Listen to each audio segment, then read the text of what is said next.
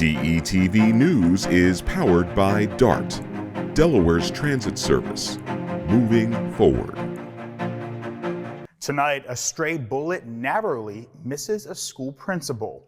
Plus, does position on a ballot have an influence on the outcome of an election? Well, two legislators think so. And the latest on the controversial alcohol delivery bill here in Delaware.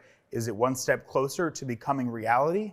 Those stories and much more straight ahead tonight on DETV News.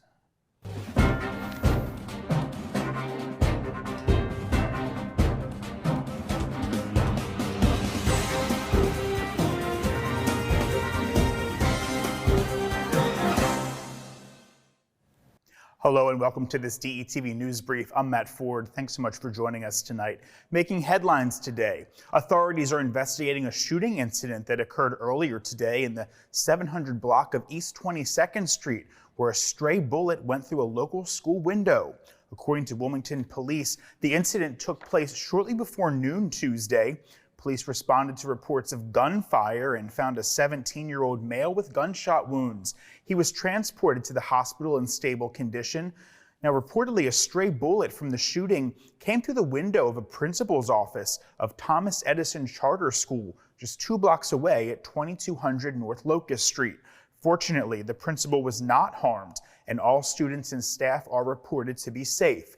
According to the school, they immediately implemented safety measures, including indoor recess, until authorities confirmed that the situation was under control. Anyone with information pertaining to the shooting is urged to call 302-576-3963.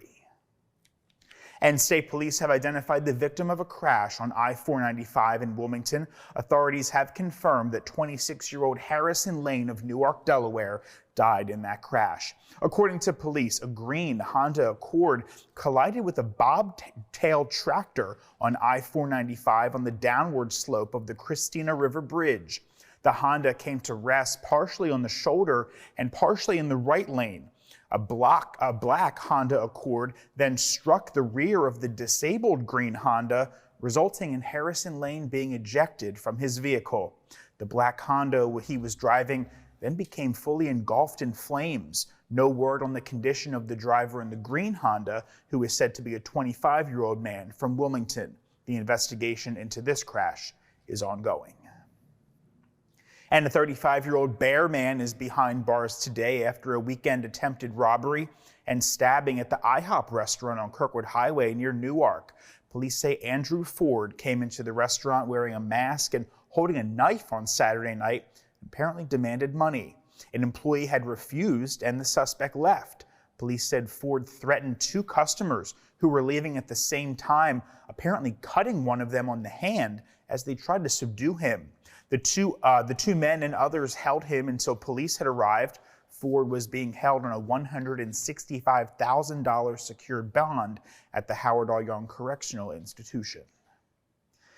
And turning to other news, is ballot bias a real thing? Well, 2 Delaware lawmakers cite studies that show that the order in which candidates' names appear on the ballot could influence how the vote turns out.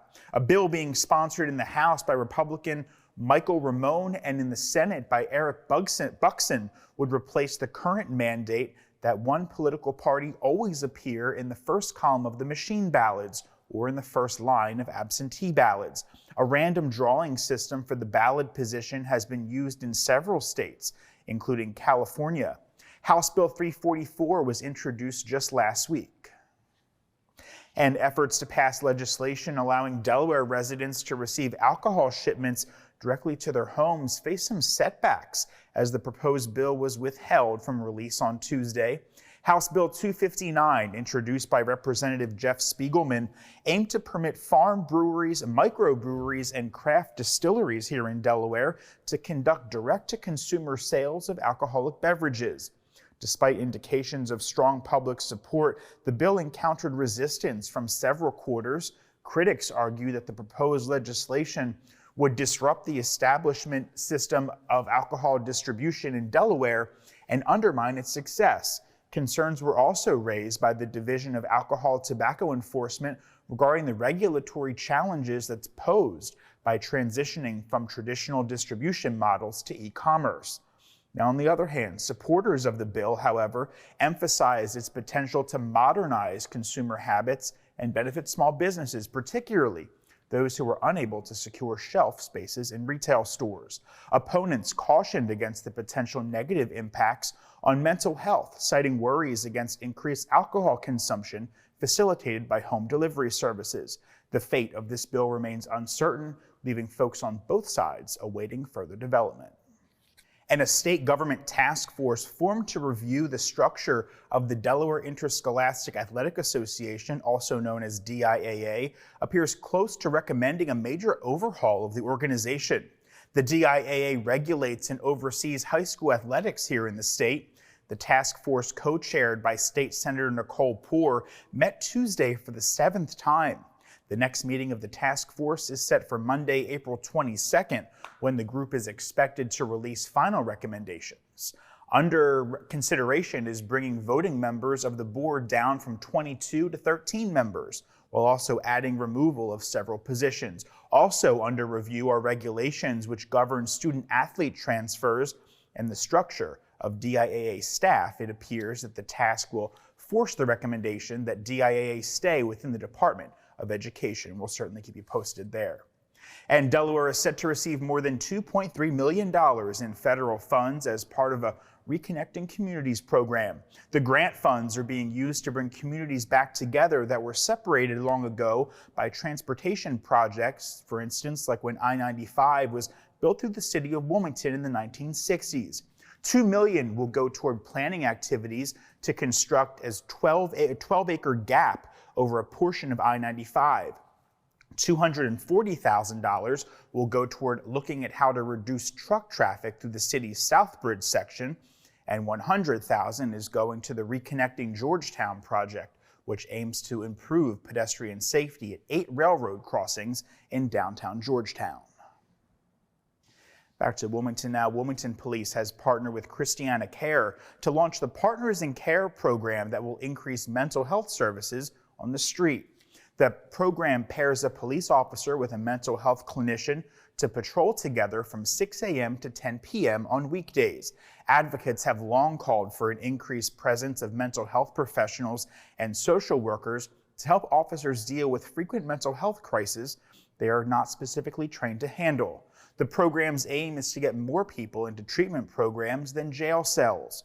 The program is similar to one started by Newcastle County Police over 8 years ago.